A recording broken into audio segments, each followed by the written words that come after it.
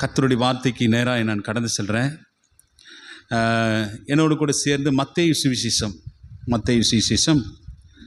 27ஆம் அதிகாரம், மத்தேயு சுவிசேஷம் 27ஆம் அதிகாரம் அதனுடைய 32வது வசனத்தை நம்ம எல்லோரும் சேர்ந்து வாசிக்கலாமா? 27:32. போகையில் சிரேனே ஊரானாகிய ஒரு மனுஷனை கண்டு, போகையில் சிரேனே ஊரானாகிய சீமோன் எனப்பட்ட ஒரு மனுஷனை அவர்கள் கண்டு அவருடைய சிலுவையை சுமக்கும்படி அவனை பலவந்தம் பண்ணினார்கள். அல்லேலூயா. இன்னைக்கு என்னுடைய பிரசங்கத்தினுடைய தலைப்பு என்னன்னா, சிரேனே ஊரானாகிய சீமோன். எல்லாம் சொல்லுங்க, சிரேனே ஊரானாகிய சீமோன். திரும்ப அந்த வசனத்தை வாசிங்க. மத்தேயு சுவிசேஷம் 27ஆம் அதிகாரம் 32. போகையில் சிரேனே ஊரானாகிய சீமோன் எனப்பட்ட ஒரு மனுஷனை அவர்கள் கண்டு அவருடைய சிலுவையை சுமக்கும்படி அவனை பலவந்தம் பண்ணினார்கள் என்று இங்கே எழுதப்பட்டிருக்கிறது. அதாவது சேற்றிலே முளைத்த செந்தாமரை போலவும் முள்ளிலே உள்ள ரோஜாவை போலவும் அங்கே இருக்கிற அந்த போர் கொடுமையாக நடத்தி கொண்டிருக்கிற அந்த போர் சேவகர்கள் மத்தியிலே ஒரு இரக்கமுள்ள ஒரு மனிதனை பார்க்க வேண்டும் என்றால் அது யாருன்னு கேட்டால் இந்த சிரேனே ஊரானாகிய சீமோன். அல்லேலூயா. இவருடைய பின்னணியை நம்ம தெரிஞ்சுக்கிட்டு அதுக்கு பிறகு ஆண்டவருடைய வார்த்தைக்குள்ளே நம்ம என்ன செய்ய போகிறோம், நம்ம போகிறோம். நல்லா கவனிங்க, இந்த பின்னணி ரொம்ப இன்ட்ரெஸ்டிங்கான ஒரு பின்னணியாக இருக்கும். சிரேனே அப்படிங்கிற ஊர் என்று பார்க்கிறோம். சிரேனே ஊரானாகிய சீமோன் என்று பார்க்கிறோம். சிரேனே இது பார்த்தீங்கன்னா வட ஆப்பிரிக்காவின் வடகிழக்கு பகுதியான லிபியாவில் அமைந்துள்ள சிரேனைக்கா மாகாணத்தை சேர்ந்த ஒரு கிரேக்க நகரம். இது வட ஆப்பிரிக்காவில் உள்ள லிபியாவில் இருக்குது. லிபியாவில் உள்ள ஒரு கிரேக்க நகரம் தான் இந்த சிரேனே பட்டணம். இது ஏதோ எருசலேமுக்கு இஸ்ரவேலுக்கு பக்கம் கிடையாது. 700 மைல் தொலைவில் உள்ள ஒரு நகரம் இந்த நகரம். அல்லேலூயா. பார்த்தீங்கன்னா அங்கே அந்த இடத்துல ஒரு யூத சமூகமே இருந்ததாக சரித்திர ஆசிரியர்கள் சொல்கிறாங்க. இந்த யூத சமூகம் எப்படி அந்த லிபியா பட்டணத்துக்கு போனாங்க அப்படின்னா, கிமு 323 285 வரைக்கும் ஆண்ட டாலமி சோட்டார் அப்படிங்கிற மனுஷனுடைய காலத்தில், அவனுடைய அரசாட்சியினுடைய காலத்தில் பார்த்தீங்கன்னா 100,000 யூதர்கள் யூதேயாவிலிருந்து கிளம்பி அங்கே போய் குடியிருந்தாங்க என்று பார்க்கிறோம். யூதர்கள் குடியிருந்தார்கள் என்று. அல்லேலூயா. லிபியா எத்தனை கிலோமீட்டரு, எத்தனை மைல் 700 மைல் எருசலேமிலிருந்து. அங்கிருந்து இவன் இந்த இடத்துக்கு என்ன செய்திருக்கிறாரு, வந்திருக்கிறார். நல்லா கவனிங்க, இங்கே சீமோனை குறித்து வாசிக்கிறோம். சீமோன் அதாவது வேறு விதமாகலாம் சொல்கிறாங்க. ஆனால் சீமோனை குறித்து பார்த்தீங்கன்னா இது யூத பின்னணியிலே வருகிற ஒரு பெயர். அநேகர் பார்த்தீங்கன்னா சீமோன்னு வச்சுருப்பாங்க. யூதர்கள் பெரும்பாலும் சீமோன் பேதுருன்னு வச்சுருப்பாங்க. சிலர் பார்த்தீங்கன்னா சிமியோன்னு வச்சுருப்பாங்க. சிலர் செமையா அப்படின்னு பேரெல்லாம் வச்சுருப்பாங்க. இந்த பேர்களையெல்லாம் பார்த்தாவே நம்ம கண்டுபிடிச்சிடலாம் இவங்கெல்லாம் யாருடைய பேக்ரவுண்ட் அப்படின்னா யூத பின்னணியில் வருகிற பேக்ரவுண்டாக இருக்கலாம் அப்படிங்கிறது பெரும்பாலும் நம்ம கண்டுபிடிச்சிடலாம். அல்லேலூயா. இப்போ நல்லா கவனிங்க, இந்த சீமோனுக்கு எருசலேமில் என்னங்க வேலை? இவன் எருசலேமுக்கு எதுக்கு, லிபியாவிலிருந்து எதுக்கு அவன் எருசலேம் 700 மைல் தாண்டி எருசலேமுக்கு ஏன் வர வேண்டும்? ஏன் எருசலேமில் அவர் இருந்தார்? ஏன் அப்படின்னா அந்த காலம் பஸ்கா பண்டிகையின் காலம். அப்படித்தானே? இயேசு கிறிஸ்து பஸ்காவின் அந்த ராத்திரியிலே அப்பத்தை எடுத்து அதை ஸ்தோத்திரம் பண்ணி வாங்கி பிட்டு புசியுங்கள், அது உங்களுக்காக பிற்கப்படும் என்னுடைய சரீரம் என்று சொன்னார். பஸ்காவின் அந்த ராத்திரியிலேன்னு பார்க்கிறோம். அப்போ இந்த பஸ்கா அப்படிங்கிறது வந்து பார்த்தீங்கன்னா, இஸ்ரவேல் ஜனங்கள் எகிப்து தேசத்திலிருந்து வரும்போது அவர்கள் ஒரு மிகப்பெரிய அந்த ஒரு வீட்டுக்கு என்ன செய்யணும், ஒரு ஆட்டை அடித்து வெடி வரைக்கும் என்ன சாப்பிடணும், மிச்சம் வைக்கக்கூடாது. அதனுடைய ரத்தத்தை எடுத்து நிலைக்கால்கள் மேலே பூசணும். சங்காரத்துடன் கடந்து போகும்போது இஸ்ரவேலில் உள்ள எந்தெந்த வீட்டினுடைய நிலைகள்லாம் ரத்தம் பூசப்பட்டிருக்கிறதோ அந்த வீட்டை விட்டுட்டு எகிப்தினுடைய தலைச்சன்களை எல்லாம் என்ன செய்தார், சங்கரித்தார் என்று பார்க்கணும். அதனுடைய நினைவாக பஸ்கா என்ன செய்தது, அவன் கொண்டாடப்படுகிறது. இஸ்ரவேல் தேசத்திலே பெரிய ஃபெஸ்டிவல் இந்த பஸ்காவினுடைய ஃபெஸ்டிவல். நிறைய பெந்தைக்கோஸ்தே நாள் பண்டிகை, அறுப்பின் பண்டிகை, இதெல்லாம் பெரிய ஃபெஸ்டிவல். இந்த ஃபெஸ்டிவல் டைமில் பார்த்தீங்கன்னா, அதாவது சிதறப்பட்டிருக்கிற, ஆங்காங்கே போய் குடிபெயர்ந்திருக்கிற எல்லா எருசலேமை சுற்றிலும் பல நாடுகளுக்கு போயிருக்கிற யூதர்கள் எல்லாம் என்ன செய்வாங்கன்னா, அந்த பண்டிகை நாட்களில் பல லட்சக்கணக்கான ஜனங்கள் இங்கே பஸ்காவை ஆசரிப்பதற்காக எருசலேமுக்கு வருவாங்க. அவங்க வந்து பலி செலுத்துவாங்க. அல்லேலூயா. பலி செலுத்துவதற்காக அன்றைக்கி பார்த்தீங்கன்னா பல லட்சக்கணக்கான ஆடுகள் இந்த பஸ்காவின் நாட்களிலே பலியிடப்படும். கிதரோன் என்கிற ஆற்றில் பார்த்தீங்கன்னா ரத்தம் வெள்ளமாக என்ன செய்யும், அப்படி போகுமா. இயேசு கிறிஸ்து இந்த கிதரோன் ஆற்றை கடந்து தான் எங்கே போனார், கெத்செமனே தோட்டத்துக்குள்ளே போனார். அவ்வளோ ரத்தம் என்ன செய்யும், பாஸ் ஆகும்.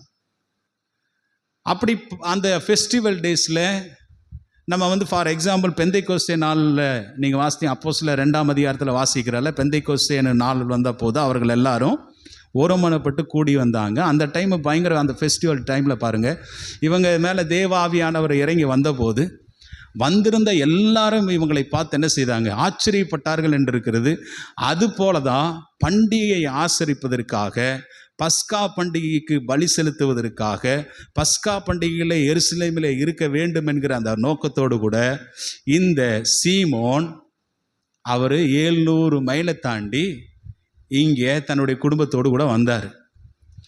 அப்படியே அந்த மனுஷன் தற்செயலாய் போகிற நேரத்தில் இந்த ரோம சோல்ஜர்கள் அவரை பிடிச்சி, பைபிளில் வாசிக்கிறோம், பலவந்தம் பண்ணி இயேசு கிறிஸ்துவனுடைய சிலுவையை சுமக்கும்படி செஞ்சிட்டான். கட்டாயப்படுத்தினார்கள் என்று இருக்கிறது. இங்கே மத்தேயு சுவிசேஷத்தில் பலவந்தம் பண்ணினார்கள் என்று இருக்கிறது. அதாவது இந்த ரோம சோல்ஜர்களுக்கு பார்த்தீங்கன்னா இந்த இதே வேலை பொழப்பாக இருக்கும். யாராவது ஒரு அப்பாவி மாட்டிட்டான் அல்லது பொதுமக்கள் இவங்களிடத்துல மாட்டிட்டான்னா என்ன சொல்லுவானுங்களா, அவனுடைய வீட்டு சாமானமோ அல்லது அரண்மனைக்கு கொண்டு போகிற ஏதாவது சாமானமாக இருந்தால் இவன் சுமந்து கொண்டு போகிறதுக்கு பதிலாக பொதுமக்களை சுமந்து கொண்டு போக வச்சிருவானா. அதனால தான் இயேசு கிறிஸ்து சொன்னார் மலை பிரசங்கத்தில், இல்லை மத்தேயு சுவிசேஷத்தில் வாசிக்கிறல்ல, மத்தேயு சுவிசேஷம் 5ஆம் அதிகாரம் 41வது வசனம். நான் மத்தேயு சுவிசேஷம் 5:41 வாசிக்கிறோம். என்னது, ஒருவன் உன்னை 1 மைல் தூரம் வர பலவந்தம் பண்ணினால் நீ அவனோடு கூட 2 மைல் போ அப்படின்னா, இதை பார்த்து தான் இயேசு கிறிஸ்து அந்த மாதிரி சொன்னார். பலவந்தம் பண்ணி அவன் வந்து அவனுடைய உடைமைகளை சுமக்க சொல்லுவான், அரண்மனையினுடைய உடைமைகளை சுமக்க சொல்லுவான். அதனால தான் இந்த வார்த்தையை ஏசப்பா சொல்லுகிறதை பார்க்கிறோம். அதாவது ஏன்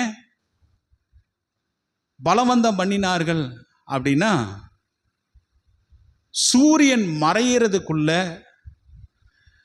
இயேசு கிறிஸ்து என்ன செய்யணும், சிலுவையில் கொண்டு போய் அறையணும். சிலுவை என்பது சாதாரணமான ஒரு மரம் கிடையாது, அது ரொம்ப கனமுள்ள மரம். ஸ்காலர்ஸ் சொல்கிறாங்க 30 கிலோவிலிருந்து கிட்டத்தட்ட 40 கிலோ வரைக்கும் அந்த வெயிட் இருக்குமா. அதை தூக்கிட்டு எங்கே போகணும், அங்கே கொல்கத்தா மலைக்கு போகணும், அந்த கபால ஸ்தலத்துக்கு போகணும். இப்போ இயேசு கிறிஸ்து பாருங்கள், வெடிய வரைக்கும் நான் வந்து அந்த ஆராதனையுடைய துவக்கத்திலேயே நான் சொன்னேன், அவர் வெடிய விசாரணைக்கு உட்பட்டிருந்தார். இல்லை ஆனால் இங்கே அண்ணா வீட்டுக்கு போவதும், ஏரோது வீட்டுக்கு போவதும், பிலாத்து வீட்டுக்கு போவதுமா அலக்களிக்கப்பட்டிருந்தார். ஒன்று, அவருக்கு தூக்கம் இல்லை. 2வது விஷயம், என்னன்னா, அவர் சரீரத்தில் அவ்வளோ அடி வாங்கியிருக்கிறார். மூன்றாவது, அவர் சரீரத்தில் தலையில் கிரீடம் இருந்த முட்கிரீடத்தை வச்சு அமுக்கியிருக்கிறாங்க. அடுத்தது பயங்கரமான ஒரு பலவீனம், காரி துப்பி அடித்து பரியாசம் பண்ணி சிலுவை, அதாவது சிலுவையில் ஒரு மனுஷனை கொண்டு போகிறாங்கன்னா குற்றவாளியை கொண்டு போவாங்க, அப்படி தானே? அந்த தேசத்தில் அந்த ராஜ்யத்துக்கு விரோதமாக எவனாவது குற்றவாளி செஞ்சுருந்தான்னா அவனைத்தான் அந்த குற்றவாளி கைதியாக அந்த சிலுவை எடுத்துக்கொண்டு, ஏன்னா இயேசு கிறிஸ்துவோடு கூட 2 கல்லர்கள் போனாங்கன்னு வாசிக்கிறோம். அவங்களும் அந்த சிலுவை மரத்தை தூக்கிட்டு தான் என்ன செய்தாங்க, போனாங்க. அப்படி போகும்போது ஸ்ட்ரைட்டாக போக மாட்டான், ஊரை சுற்றி கூட்டிகிட்டு போவானுங்க. ஊரை சுற்றி கூட்டிகிட்டு போவாங்க. கூட்டிகிட்டு போகும்போது மக்களெல்லாம் அவனை பார்த்து காரி துப்புவாங்க, பரியாசம் பண்ணுவாங்க, வந்து அடிப்பாங்க. அந்த மாதிரி சமயத்தில் தான் இயேசு கிறிஸ்து அதே சூழ்நிலையில் தான் அவர் குற்றவாளியாக இல்லாதிருந்தும், பாவம் செய்யாதவராக இருந்தும், பாவத்தை பார்க்க மாட்டாத சுத்த கணனாக இருந்தும், பாவமே அறியாதவராக இருந்தும், நம்முடைய பாவங்களை எல்லாம் அந்த சுமந்துட்டு அவர் போகிற நேரத்தில் வழியில் எல்லாரும் அப்படி தான் கிண்டல் பண்ணாங்க, கேலி பண்ணாங்க. சிலர் பார்த்தீங்கன்னா அழுதாங்க. அழுகிற ஜனங்களை பார்த்து ஆண்டவர் சொன்னார், நீ எனக்காக அழுகாதீங்க, உங்களுக்காகவும் உங்களுடைய பிள்ளைகளுக்காகவும் அழுங்கன்னு சொன்னாங்க. அழுங்க அப்படின்னு ஆண்டவராக இயேசு கிறிஸ்து சொன்னதை பார்க்கிறோம். அப்படி பரியாசம் பண்ணுவாங்க. அதனால கூட்டம் வேற, க்ரௌடு வேற, பயங்கர க்ரௌடு. இயேசுவை பின்பற்றினவங்களும் அதில் இருக்காங்க. இயேசு கிறிஸ்துக்கு உதவி செய்த அநேக ஸ்திரீகள் இருக்கிறாங்க. இயேசு கிறிஸ்து அவ்வளவு அற்புதம் பண்ணின அவர் ஏதாவது செய்வார் அப்படின்னு பார்க்கறதுக்காக ஒரு கூட்டம் நிற்கிது. எருசலேமே திரண்டு இருக்குது. ஆகவே அவர் பார்த்தீங்கன்னா அதாவது மாலையில் சூரியன் மறைகிறதுக்குள்ள ஏசப்பாவை சிலுவையில் அறைய வேண்டும் அப்படிங்கிற ஒரு சட்டத்தை யாரை சொல்லியிருக்கிறா அப்படின்னா, இயேசுவே மோசே இடத்துல சொல்லியிருக்கிறார். அந்த சட்டம் வேற யாருக்கு பழிச்சதுன்னு தெரியல, யாருக்கே பழிச்சிருச்சு, ஏசப்பாவுக்கே பழிச்சிச்சு. பாருங்கள், அந்த வசனத்தை நீங்கள் வாசித்து பாருங்களேன் என்னோட கூட. உபாகமத்தின் புஸ்தகம் 21ஆம் அதிகாரம் 22, 23 வசனத்தை வாசிங்க பார்க்கலாம். 22, 23. கொலை செய்யப்பட்ட ஒருவன் மேல் சாவுக்கு ஏதுவான ஒரு பாத்திரம் உண்டாயிருக்க,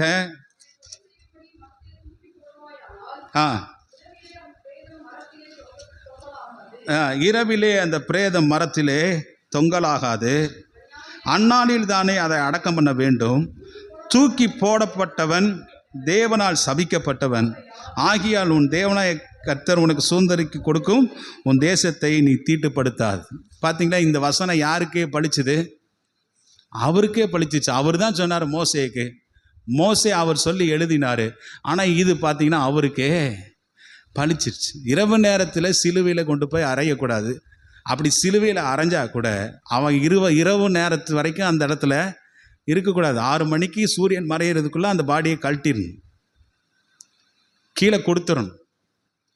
அப்படி தான் சீசர்கள் என்ன பண்ணாங்க, இரவு நேரம் பாருங்கள், யோவான் சுவிசேஷம் 19ஆம் அதிகாரம் 31வது வசனத்தில் அப்படி தான் போய் அவருடைய பாடியை வாங்குறாங்க சிலுவையில் அவர் மரித்த பிறகு. வாசிங்க பார்க்கலாம், 19:31. அந்த நாள் பெரிய ஓய்வு நாளுக்கு ஆயத்தமான நாளாக இருந்தபடியா இராதபடிக்கு, அந்த நாளிலே அவர் சிலுவையிலே இராதபடிக்கு யூதர்கள் பிலாத்துவின் இடத்துல போய் எடுத்து போடும்படிக்கும் உத்தரவு கேட்டுக்கொண்டாங்க.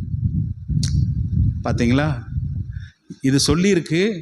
அதனால் அது அப்படியெல்லாம் இருக்கக்கூடாதுன்னு சொல்லி இவங்க போய் பிலாத்துவின் இடத்துல அவர் காலை முறித்து போடவும் அவருடைய பாடி தூக்கி போடவும் பேச போனாங்க அப்படின்னு இருக்கு. இதெல்லாம் பார்த்தீங்கன்னா இதெல்லாம் டிசைன் பண்ணி நடக்கிறதுங்க. ஏதோ தற்செயலாய் தோன்றுகிற விஷயங்கள் கிடையாது.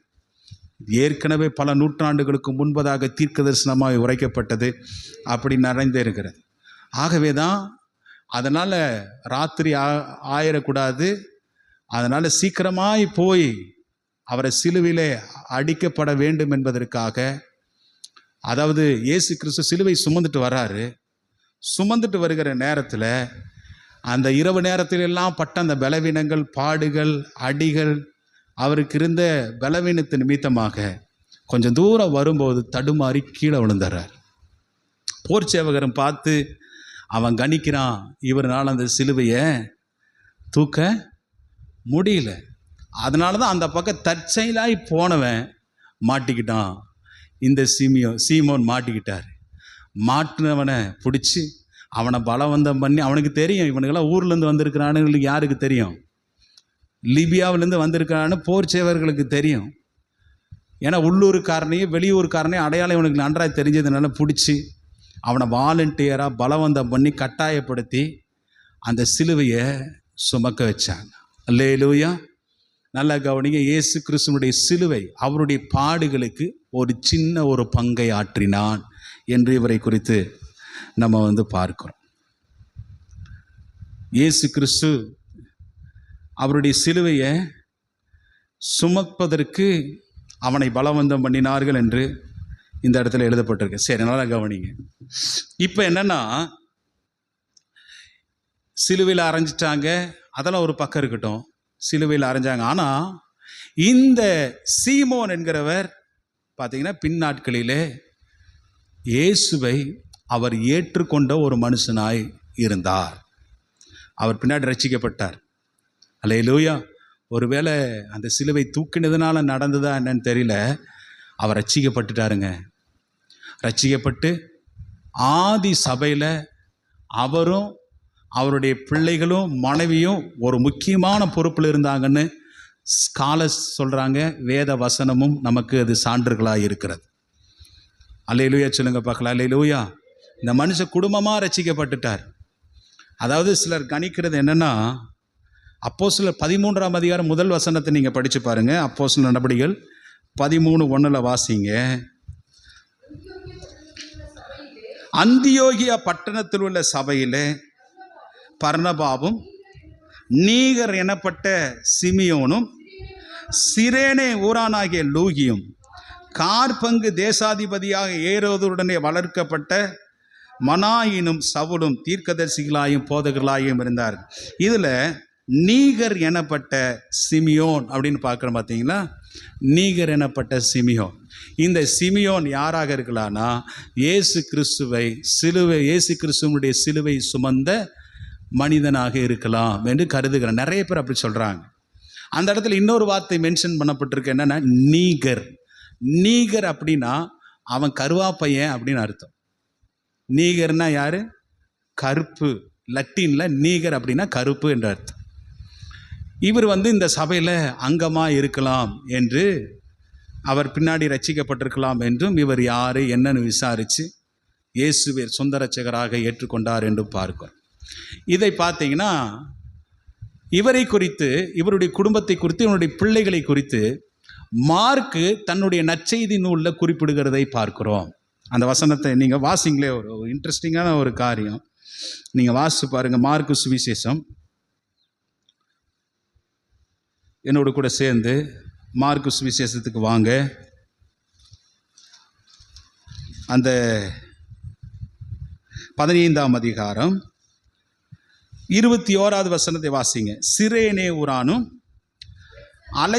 அலெக்சந்தருக்கும் ரூப்புக்கும் தகப்பனுமாகிய சீமோன் எனப்பட்ட ஒருவன் நாட்டிலிருந்து அவ்வழியே வரையில் அவருடைய சிலுவையை சுமக்கும்படி அவனை பலவந்தம் பண்ணினார்கள் என்று பாரு. இங்கே மார்க்கு 2 பேரை எக்ஸ்ட்ரா எழுதி வச்சிருக்கிறாரு. யாருன்னா, சிரேனே ஊரானாகிய சீமோனுடைய 2 குமாரர்கள். ஒருத்தன் பேர் அலெக்சாந்தர், இன்னொருத்தர் பேர் என்னது? ரூஃபஸ் என்று எழுதப்பட்டிருக்கிறது. இவங்க 2 பேர் யாருன்னு கேட்டீங்கன்னா, ஆதி சபையில போதகர்களாக இருந்திருக்கிறாங்க. போதகர்கள். அல்லேலூயா. ஆதி சபைனா எவ்வளவு பெரிய! ஏன்னா ஆதி சபையை எல்லாராலும் இவங்க நல்ல அறிமுகமானவர்களாகவும், ஸ்காலர் சொல்றாங்க உண்மை உள்ளவனாகவும் நற்சாட்சி பெற்றும் இவங்க 2 பேரும் ஆதியில ஊழியம் பண்ணினார்கள் என்று பார்க்கிறோம்.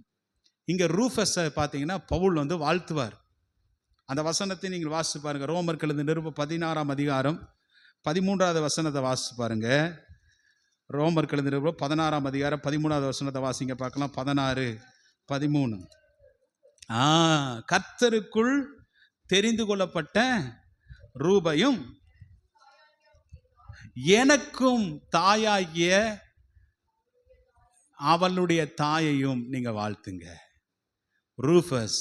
அப்ப பாருங்க, இந்த மனுஷன் அதாவது சிலுவை சுமந்தது மட்டுமல்ல, இயேசு கிறிஸ்துவை அந்த நேரத்தில் சிலுவை சுமந்து விட்டுட்டு போனது மாத்திரமல்ல, இயேசு கிறிஸ்துவை தொடர்ந்து அவன் பின்பற்றினவனாய் மாறினான். அவன் மாத்திரமல்ல, அவனுடைய குடும்பம் பின்பற்றினது.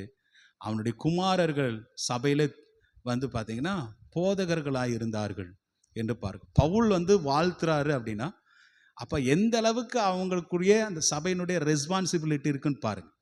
ரூஃபஸையும் அவங்க தாயை வாழ்த்துறாங்க. அல்லேலூயா. அப்படி அந்த குடும்பம் ரட்சிக்கப்பட்ட குடும்பமாக ஒரு சாதாரண சிலுவை சுமந்ததுனால, இயேசு கிறிஸ்துனுடைய பாடுகளுக்கு அவர் பங்கானதுனால, அவர் அவர் வந்து அவ்வளோ பெரிய வெயிட்டை கொஞ்சம் தூரம் தான் நடந்து போயிருப்பார். திரும்ப ஏசப்பா அந்த சிலுவையை அவரிடத்துலேருந்து வாங்கிட்டார். கொடுப்பா, ஏப்பா இந்த அவர் நினச்சிருப்பார், ஆண்டவர் உனக்காக தான் என்ன செய்கிறேன் இந்த சிலுவை சுமக்க. ஒரு விஷயம் தெரியுமா, அந்த டைமில் பாருங்கள், இயேசு கிறிஸ்து சிலுவை சுமக்கிற அந்த நேரத்தில் 3 வருஷம் அவரோடு கூட இருந்த சீசர்கள் சிலுவை சுமக்க வரல. அவங்க வந்தாங்களா? அவங்க வரல. இந்த மார்க் இவ்வளவு எழுதுறாரு, இந்த மார்க் இவ்வளவு எழுதுறாரு, இந்த மார்க் வந்தாரா? வரல. சிரேனே ஊரானகிய சீமோனை குறித்து சொன்னார, மத்தை எழுதி வைத்திருக்கிறாரே, மத்தை அவருடைய சிலுவை சுமப்பதற்கு வந்தாரா? வரவில்லை. இந்த மார்க் இயேசு கிறிஸ்துவை கெத்செமனே தோட்டத்தில் பிடிக்கும் போது சீசர்கள் இவரோடு கூட எல்லாரையும் அரெஸ்ட் பண்ற நேரத்தில் வரும்போது பார்த்தீங்கன்னா மார்க் தன்னுடைய வஸ்திரத்தை விட்டு நிர்வாணமாய் ஓடி போனார்னு இருக்கிறது. சில நேரத்தில் அப்போஸ்தலனாகிய பவுலோடு கூட சேர்ந்து ஊழியத்துக்கு போகிற நேரத்தில் கூட பார்த்தீங்கன்னா கொஞ்சம் கிறுக்கு பண்ணார் இந்த மார்க். நான் வரமாட்டேன், பர்னபாவோடு கூட சேர்ந்து போனார். அப்போஸ்தலனாகிய பவுல் ரொம்ப கடுமையாக என்ன செய்தார், இவரை விமர்சித்திருக்கிறார். பைபிள் இருக்கு, ஜான் மார்க் விமர்சித்தார். ஆனால் கடைசியில் பார்த்தீங்கன்னா இவர் பேதுருவோடு கூட அவர் போய் தன்னுடைய அசிஸ்டண்ட் ஊழியக்காரனா பேதுருவோடு கூட இருந்து ஊழியம் பண்ணி பேதுருக்கிட்ட இருந்து நிறைய கேட்டு கேட்டு கேட்டு கேட்டு கேட்டு கேட்டு கேட்டு எழுதினது தான் மார்க்கு சுவிசேஷம். அல்லேலூயா. மார்க்கு சுவிசேஷம் கிரேக்கர்களுக்காக எழுதப்பட்டது. இப்படி தான் அவர் எழுதினார். அந்த மார்க்கு சுவிசேஷம் எழுதின அந்த ஜான் மார்க்கு என்ன செய்தார் அப்படின்னு ரூஃபஸையும் எழுதுறாரு, அலெக்சாந்தரையும் எழுதுறாரு. யாரை எழுதுறா? அவங்க அப்பாவையும் சிரேனே ஊரானாகிய சீமோனையும் எழுதி வைக்கிறார். அப்போ நல்ல ஆதி சபையில் அறிமுகமான ஒரு குடும்பமாய் அந்த குடும்பம் இருந்ததாக நம்ம வந்து பார்க்கிறோம். சீசர்கள் வராத நேரத்தில் அங்கே பார்த்தீங்கன்னா கொடூரமுள்ள அந்த போர்ச்சவர்கள் நடுவிலே இந்த மனுஷன் அவருடைய சிலுவையை கொஞ்ச தூரம் சுமப்பதற்கு அவர் ஒப்புக்கொண்டான் என்று பார்க்கிறோம். அல்லேலூயா. இயேசு கிறிஸ்து பார்த்தீங்கன்னா அந்த சிலுவையை அவர் சுமப்பதற்கு அந்த இடத்துல அவர் சுமந்து கீழே விழுந்துட்டார். கீழே விழுந்தது ஏசப்பானுடைய பலவீனம். நல்லா கவனிங்க, நம்ம உன்னதமான தேவன் அவர், வானங்களையும் வானாதி வானங்களை படைத்தவர். அவர் பரலோக மகிமையை தேவனுடைய வலது பாரிசத்திலே செல்ல பிள்ளையாய் வீற்றிருந்தவர். பிதாவாகிய தேவனுக்கு அவர் சொந்த குமாரன். அவர் பரலோகத்தில் இருக்கிற எல்லா மகிமையும் விட்டு கீழே இறங்கி வந்து இப்படி தள்ளாடி விழுந்து தன்னுடைய பலவீனத்தை ஜனங்களுக்கு காட்டாமல் இருக்கவில்லை. தன்னுடைய பலவீனத்தை என்ன செய்தாரு? காட்டினார். அதனாலவே ஏன் பலவீனத்தை காமித்தார்? ஏன் அவர் பலவீனப்பட்டவர் என்று அறியப்பட்டார்னா உங்களை பலப்படுத்தும்படிக்காக, நம்மை பலப்படுத்தும்படிக்காக அவர் அந்த இடத்துல பலவீனரானார் என்று பார்க்கிறோம். அல்லேலூயா. எல்லாரும் கரங்களை உயர்த்தி சொல்லுங்க பார்க்கலாம். அல்லேலூயா. இப்போ ஒரு விஷயம், இப்போதான் வந்து மெசேஜுக்குள்ளேயே போகிறேன், சீக்கிரமாக நம்ம வந்து முடிக்க போகிறோம். நல்லா கவனிங்க. இந்த மனுஷன் இயேசு கிறிஸ்துனுடைய சிலுவையை சுமந்தார் என்று பார்க்கிறோம். சிலுவைனா என்னது? சிலுவை என்பது பாடு, சிலுவை என்பது துன்பம், சிலுவை என்பது கிறிஸ்துவுக்காக நம்ம படுகிற பாடு துயரத்தை குறித்து தான் சிலுவை சிலுவை சிலுவை சிலுவை என்று பாடுகளை குறித்து தான் அது நமக்கு அடையாளப்படுத்துகிறது.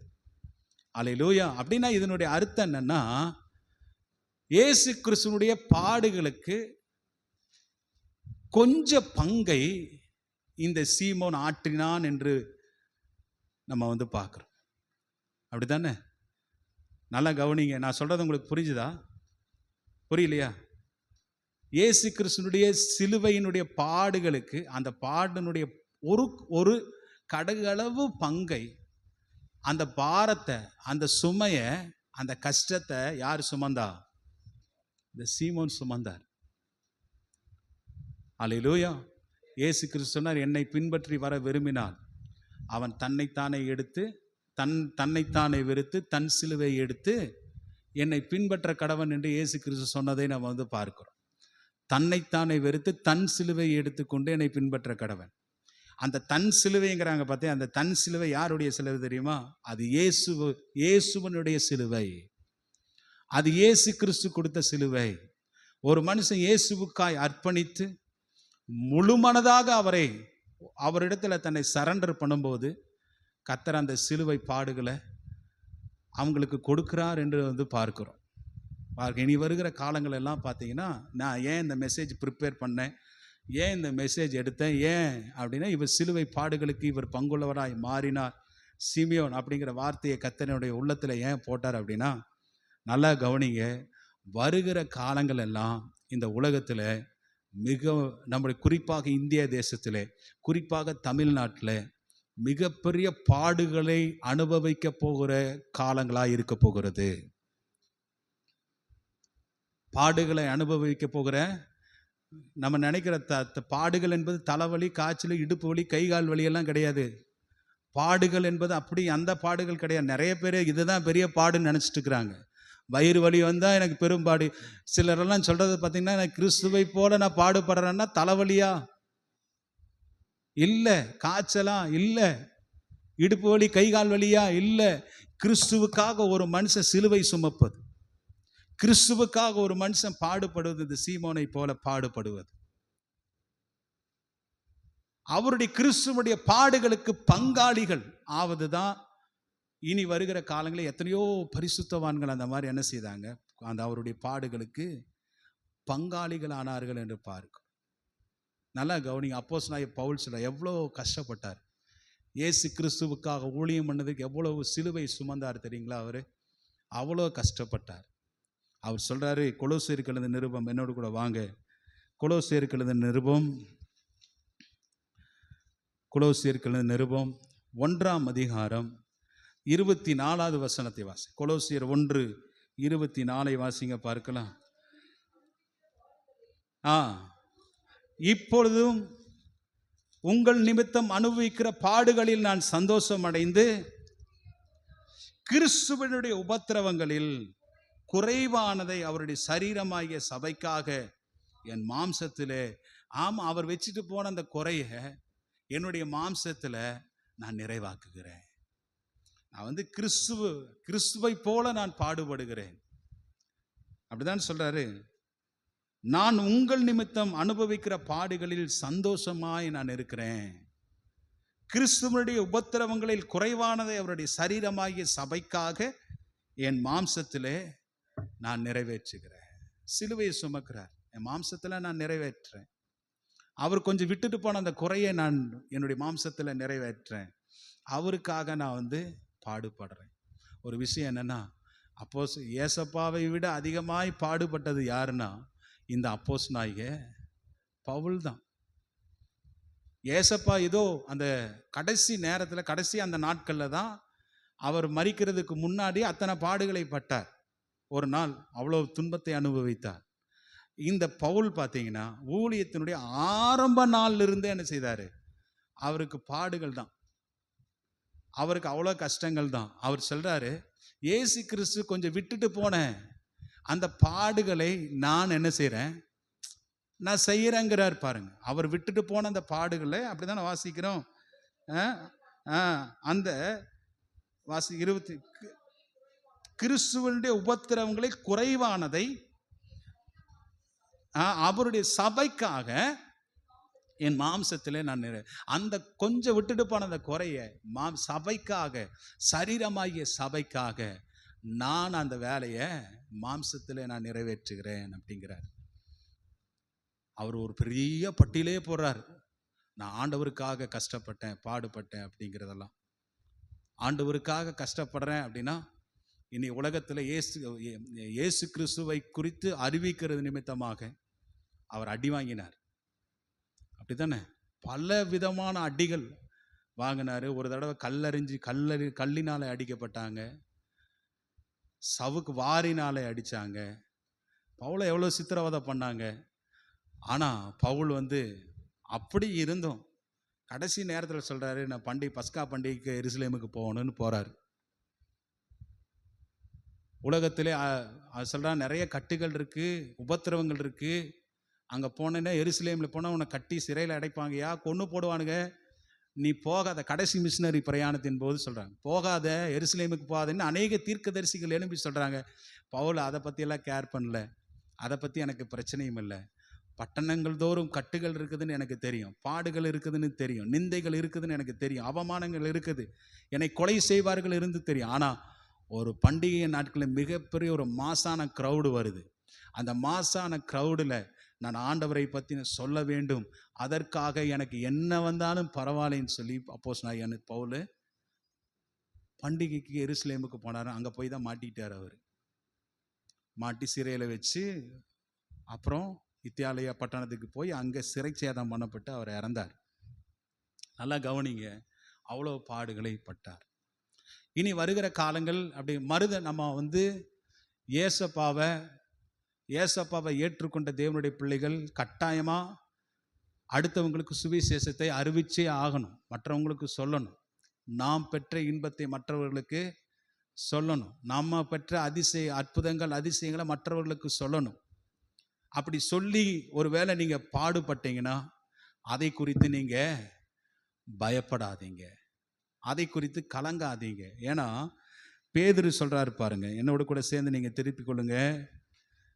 1 பேதுரு 4ஆம் அதிகாரம் 12வது வசனத்திலிருந்து நீங்கள் வாசிங்க. 1 பேதுரு 4ஆம் அதிகாரம் 12வது வசனத்தில் பேதுரு என்ன சொல்கிறாரு? பிரியமானவர்களே, உங்களை சோதிக்கும்படி உங்கள் நடுவில் பற்றி எரிகிற அக்னியை குறித்து ஏதோ புதுமை என்று. அக்னி அப்படின்னா அந்த இடத்துல சோதனை, அக்னி அப்படின்னா அந்த இடத்துல பாடு, அக்னி அப்படின்னா அந்த இடத்துல நிந்த அவமானத்தை குறித்து பார்க்கிறோம். கிறிஸ்துவின் நிமித்தமாய் வருகிற சோதனை குறித்து அந்த இடத்துல பார்க்கிறோம்.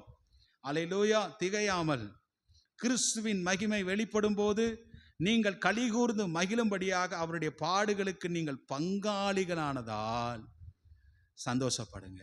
இப்போ நீ பாடுபடுற கிறிஸ்துவின் நிமித்தமாக நீங்கள் பாடுபடுறீங்கன்னா அந்த இயேசு கிறிஸ்துனுடைய பாடுகளுக்கு நீங்கள் பங்காளி. இந்த பங்காளியான வேலையை தான் யார் செய்தா அப்படின்னா சீமோன் செய்தார். அவர் சிலுவையில் ஒரு பகுதி, சிலுவை சுமக்கிறதுல ஒரு கொஞ்ச தூரம் அந்த சிலுவை சுமந்தார். அதைத்தான் இந்த இடத்துல பவுலும் சொன்னார், மீதி வச்சுட்டு போற அந்த உபத்திரவ திரும்ப நான் தொடர்ந்து செய்யறாங்கிறாரு. இந்த இடத்துல பேதுரும் அப்படித்தான் சொல்றாரு. அல்லேலூயா. நீங்க பாடுபட்டீங்கன்னா அவருக்கு நீங்க பங்காளிகளா இருக்கிறீர்கள். 15வது வசனத்தை பாருங்க. ஆதலால் உங்களில் ஒருவனும் கொலை பாதகனாவது திருடனாயாவது பொல்லாங்கு செய்கிறவனாயாவது அந்நிய காரியங்களில் தலையிட்டு கொண்டானாவது பாடுபடுகிறவனாய் இருந்தால், அப்படி கூடாது. சிலரெல்லாம் பாடுபட்டேன்னு எப்படி சொல்லுவான்? கொலை செஞ்சுட்டு நான் பாடுபட்டு கஷ்டப்பட்டுட்டு இருக்கிறேன், திருடி நான் பாடுபட்டு, அதெல்லாம் பாடல்ல, அதெல்லாம் கஷ்டம் இல்லை, அதெல்லாம் சொல்லக்கூடாது. பேதுரு சொல்றாரு 16வது வசனத்தை எல்லாம் சேர்ந்து படிங்க. ஒருவன் கிறிஸ்துவனாயிருப்பதினால் பாடுபட்டால், அதாங்க மேட்ரே. ஒருவன் கிறிஸ்துவனாயிருப்பதினால் பாடுபட்டால் வெட்கப்படாமல் இருந்து அது நிமித்தம் தேவனை மகிமைப்படுத்த வேண்டும். நம்ம பார்ட்டேக்கரா இருக்கணும் கிறிஸ்துவனுடைய பாடுகளுக்கு, அந்த சஃபருக்கு. அல்லேலூயா. அந்த உபத்திரவத்துக்கு பங்குதாரர்களா இருக்க வேண்டும். என்று பார்க்கிறோம். அதே 1 பேதுரு 2ஆம் அதிகாரத்துக்கு நீங்கள் 1 பேதுரு 2ஆம் அதிகாரம் 20-21 வசனத்தை கூட ஒரு தடவை வாசித்து பாருங்க. நீங்கள் குற்றம் செய்து அடிக்கப்படும் போது பொறுமையோடு சகித்தால் அதனால் என்ன கீர்த்தி உண்டு? நீங்கள் நன்மை செய்து பாடுபடும் போது பொறுமையோடு சகித்தால் அதுவே தேவனுக்கு முன்பதாக பிரீதியாக இருக்கும். குற்றம் செஞ்சு பாடுபடுகிறது அல்ல தேவனுக்காய் நீங்கள் பாடுபடுறது. ஒருவன் நன்மை செய்து பாடுபடும் போது கிறிஸ்துவை குறித்து மற்றவர்களுக்கு சொல்லி அதனால நம்மளை அடிச்சான், அதனால நம்மளை சித்திரவதை பண்ணான், அதனால நம்ம துன்புறுத்தினான்னா என்னது? சகித்தால் அதுவே தேவனுக்கு முன்பதாக பிரீதியா இருக்கு. என்னடா பாஸ்டர் குட் ஃப்ரைடே அன்னைக்கு வந்து சிலுவை சுமக்க சொல்றாரு, இயேசு சுமந்தது போல நீங்களும் பாடுபடுங்க, இயேசு கிறிஸ்து சுமந்தது போல இயேசு கிறிஸ்து கொஞ்சம் விட்டுட்டு போனாரு, நீங்க அந்த பாடல பவுல் மாதிரி பங்குதாரராகுன்னு சொல்லி பாஸ்டர் சொல்றாரு. ஒரு நல்ல வார்த்தை பாஸ்டர் பேசக்கூடாதா? இப்ப அதுக்கு தான் வரப்போறேன். அல்லேலூயா. ஏன்னா முன்னாடியே சொல்லிட்டேன், இனி வருகிற நாட்கள் எல்லாம் நம்ம ஜாலியா இருக்க முடியாது. மிகப்பெரிய ஒரு உபத்திரவ காலத்தை நோக்கி சபைகள் போகும். நான் சொல்றேன், மேபி சேஞ்ச் த அரசியல் மாறிச்சுன்னா என்ன நடக்கும் அப்படிங்கிறத இப்பவே பார்த்தா, அதனால ஒழுங்கா நல்லா ஜெபம் பண்ணிக்கங்க. அல்லேலூயா. மாறாதபடி காத்துங்க. அது கர்த்தாவே, அது கர்த்தருடைய கரத்தில் இருக்குது, உங்கள் ஜெபத்தினால் அது இருக்கிறது. ஒருவேளை மாறிச்சு அப்படின்னா நம்ம அப்போ தெரிஞ்சுக்குவோம் அந்த அக்னிக்கு முன்பதாக உண்மையான கிறிஸ்தவங்க யாருன்னு. அப்போதான் அந்த அக்னி பரிசோதனை நமக்கு தெரியும். ஏன்னப்பா எக்ஸாம்பிள் எங்கே நடந்தது? மணிப்பூரில் நடந்தது, மகாராஷ்டிராவில் நடந்தது. ஆனால் அங்கே இருக்கிற கிறிஸ்தவங்களெல்லாம் பாருங்க, தன்னை எப்படி எவ்வளோ உபத்திரவங்கள் இருந்தாலும் கடவுளை மறுதளிக்காமல் காடுகளுக்கெல்லாம் போய் நிர்வாணமாவெல்லாம் ஓடுனாங்க. அப்படியெல்லாம் அந்த ஜனங்கள் பாடுபட்டாங்க. மணிப்பூரில் கிறிஸ்துவுக்காக ஸ்ட்ராங்காக இருந்தார்கள். அதைத்தான் நான் கிறிஸ்துவின் நிமித்தமாய் வருகிற பாடுகளை குறித்து தான் இந்த இடத்துல நான் உங்கள் மத்தியில் தீர்க்க தரிசனமாய் பேசுகிறேன். அல்லேலூயா. கீழே பாருங்க, அது சொல்றாரு, சகித்தால் அதுவே தேவனுக்கு முன்பதாக பிரீதியார். 21வது வசனம், இதற்காக நீங்கள் அழைக்கப்பட்டும் இருக்கிறீர்கள், ஏனெனில் கிறிஸ்துவும் உங்களுக்காக பாடுபட்டு நீங்கள் தம்முடைய அடிச்சுவடுகளை தொடர்ந்து வரும்படியாக உங்களுக்கு மாதிரியே வச்சுட்டு, அவருடைய இந்த பாடுகளில் நம்ம என்ன செய்யணும்? பாடுகளை வச்சுட்டு போயிருக்கிறாரு. நான் அதாவது அப்படின்னு என்னன்னா, இன்னைக்கு நிறைய பிரசங்கம் பண்றாங்க, கிறிஸ்துவனா நீ மாறிட்டேன்னா உனக்கு பாடே இல்லை, உனக்கு கஷ்டமே இல்லை, உனக்கு துன்பமே இல்லை, உனக்கு கண்ணீரே இல்லை, வேதனையே இல்லை அப்படின்னு நிறைய பேர் இன்னைக்கு பிரசங்கம் பண்றாங்க. அப்படித்தானே? நிறைய செழிப்பின் உபதேசம் பண்றாங்க, செழிப்பின் காரியத்தை குறித்து சொல்றாங்க. ஆனா இயேசு கிறிஸ்து நமக்கு என்ன அடிச்சுவடை எப்படி விட்டுட்டு போயிருக்கிறாரு பாருங்க. நீங்கள் தம்முடைய அடிச்சுவடுகளை தொடர்ந்து, ஏனெனில் கிறிஸ்துவும் உங்களுக்காக பாடுபட்டு நீங்கள் தம்முடைய அடிச்சுவடுகளை தொடர்ந்து வரும்படி உங்களுக்கு மாதிரியை அவர் வைத்து போயிருக்கிறாரு என்று பார்க்கிறோம். நீங்க அவர் அதுக்கு பிறகு, அந்த பாடுகளுக்கு பிறகு அவருக்கு நிறைய மேன்மை இருந்தது. பிதாவாகிய தேவன் பரலோகத்துக்கு அவர் வரும்போது அவருக்கு சிங்காசனத்தை அவருக்கு பல மடங்கு உயர்த்தி அவரை மேன்மைப்படுத்தினார் என்று பார்க்கிறோம். அல்லேலூயா. எல்லாரும் கரங்களை உயர்த்தி சொல்லுங்க அல்லேலூயா. அதனால தான் பைபிள் எபிரேயருக்கு எழுதின நிருபம் 2ஆம் அதிகாரத்தில் வாசிக்கிறோம், நம்முடைய பலவீனங்களை குறித்து பரிதபிக்க கூடாத பிரதான ஆசாரியர் நமக்கு இல்லாமல் அவர் எல்லாவற்றையும் சோதிக்கப்பட்டு பாடுபட்டு அவர் இருக்கிற பிரதான ஆசாரியரே நமக்கு இருக்கிறார் என்று ஏசப்பாவை குறித்து எழுதப்பட்டிருக்கிறது. அல்லேலூயா. நமக்காக பரிதபிக்கிற, நமக்கு பலவீனப்பட்டிருக்கிற பிரதான ஆசாரியர் நமக்கு ஒருத்தர் உண்டு என்பதை நீங்கள் மறந்துடக்கூடாது. இப்போ வாருங்க, இப்படியெல்லாம் பாடுபடுறதுனால என்ன பாஸ்டர் பிரயோஜனம், என்ன நமக்கு மேன்மை கிடைக்க போகுது அப்படின்னா, ஆண்டவர் சொல்றாரு, அப்போஸ்தலனாகிய பவுல் சொல்றார், தீமோத்தேயுக்கு எழுதின நிருபத்துக்கு என்னோடு கூட வாங்க. தீமோத்தேயுக்கு எழுதின நிருபம் 2 தீமோத்தேயு 2ஆம் அதிகாரம் 12வது வசனத்தை வாசிங்க. 2 தீமோத்தேயு 2:12 வாசிங்க பார்க்கலாம். இல்லை, 2 தீமோத்தேயு 2:12, அவரோடு கூட பாடுகளை சகித்தோம் என்றால் அவரோடு கூட நம்ம ஆளுகையும் செய்வோம். ஆமேன்னு சொல்லுங்க. எல்லாம் சேர்ந்து படிங்க பார்க்கலாம். இதில் போடுறீங்களா, டிஸ்பிளே பண்ணுறீங்களா? படிங்க, எல்லாம் சேர்ந்து படிங்க. அவரோடு கூட நீங்கள் பாடுகளை அவருடைய சிலுவையில் சீமோனை போல ஒரு பங்குதாரராக இருந்தீங்கன்னா, அவர் சொல்றார், அவரோடு நீங்கள் பாடுபட்டீங்கன்னா அவரோடு கூட நீங்கள் ஆளுகை செய்வீங்க.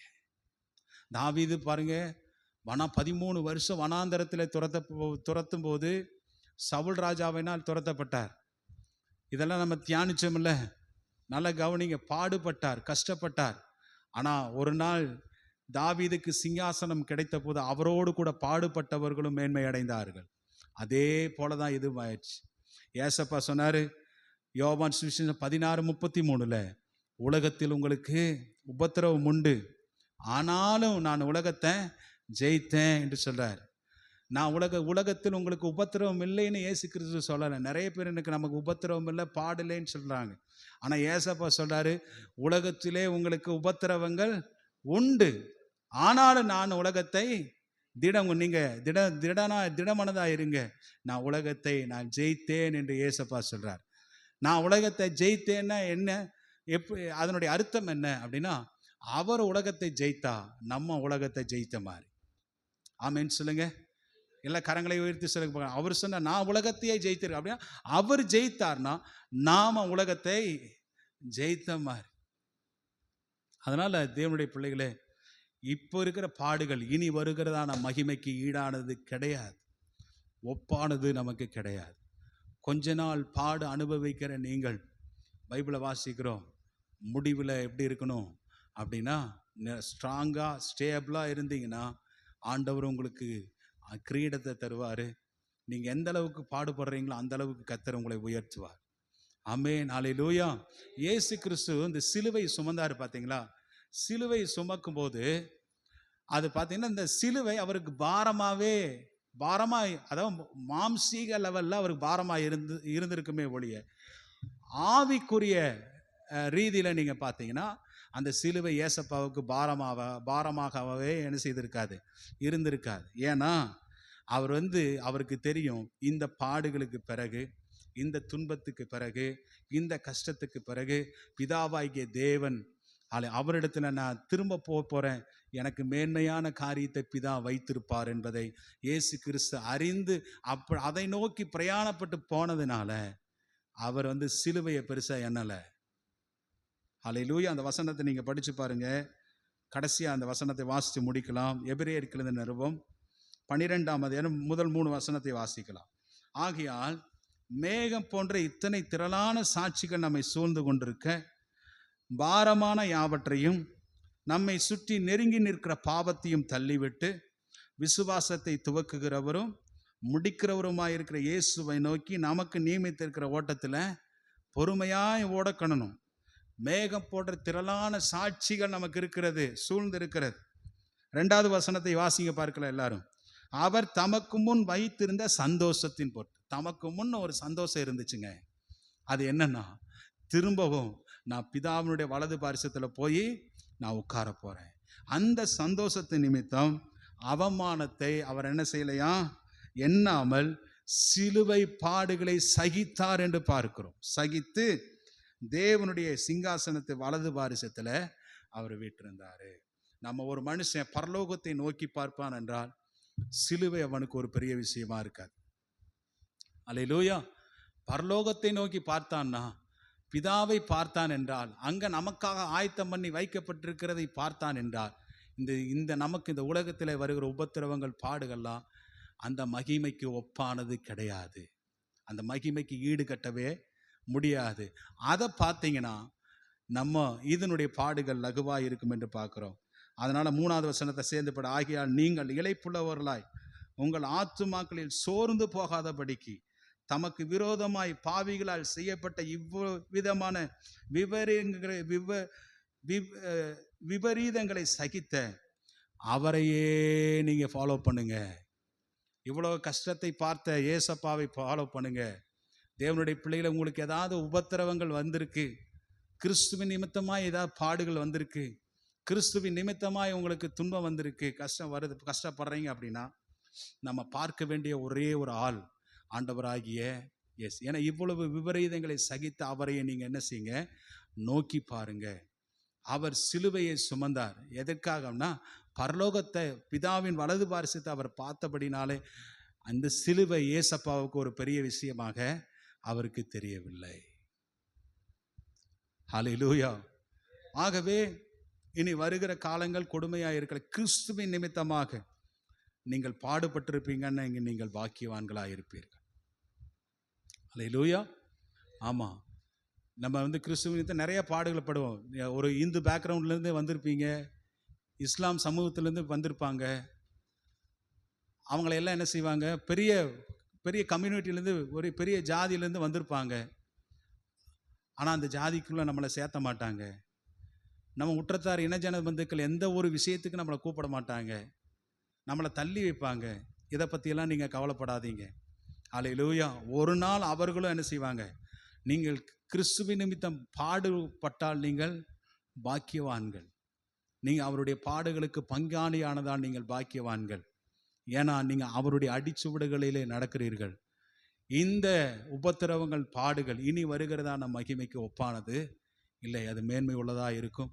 கர்த்தர் உங்களை ஆசீர்வதிப்பாராக. சீமோனை போல உங்கள் வாழ்க்கையிலும் அவர் சுமந்து கொண்டு போகும்போது கொஞ்சம் அவருக்காக சுமந்தானே, அது மாதிரி தான் அந்த ஊழியம் கூட. இயேசு கிறிஸ்துவுக்காக சில பாடுகளை படும்போது நிச்சயமாய் அவரோடு கூட ஆளுகை செய்வோம். கர்த்தர் நம்மை ஆசீர்வதிப்பாராக.